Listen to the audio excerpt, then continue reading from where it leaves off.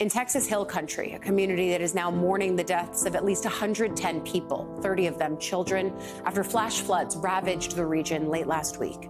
This is an international event, actually. I think people across the world are watching what's happened here. Central Texas has always been flash flood alley. We are one of the most flash flood prone areas of the United States, if not the most flash flood prone.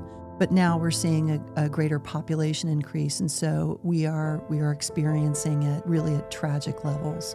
We must respond to the fact that climate change is real, and it is bringing more frequent and more severe weather events.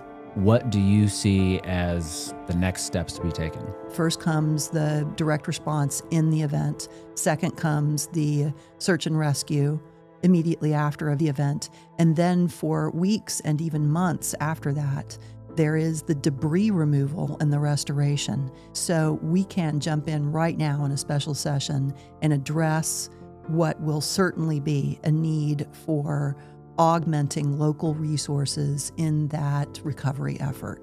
Then we will also need to be looking at what we can do better in terms of monitoring these events and providing emergency warning for these events. Oftentimes, one of the mistakes that people make in responding to an incident and recovering from the incident is assuming that it's going to be that bad in that spot exactly the same way next time. The fires were in the Panhandle last time.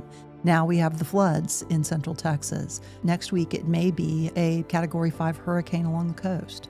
We need to make sure that we're mobile and that we can move these resources around to where they're needed when they're needed. Have you thought at all about what the state could do to further mitigate these sort of things? Coming out of this flood and going into the next legislative session, the 90th, certainly insurance rates are going to be an important item for us to take a look at. Texas is experiencing a lot of extreme weather events as a result of climate change. That is going to drive our property and our liability insurance rates. We need to take a look at that and see what we can do as a state to mitigate for this higher risk that we are all experiencing from these weather events. From the insurance people that I've talked to, a lot of them are sort of saying the same thing, that the insurance rates are going to really start kicking people in the butt. They really are. And to be perfectly frank, when we look for methods to spread the burden of responding to these major weather events, there's the public way to spread it, which is through taxation so that you can respond statewide. And then there is the private way to spread risk, and that's insurance. So both of these risk spreading mechanisms in society, we're going to have to take a good, honest look at it.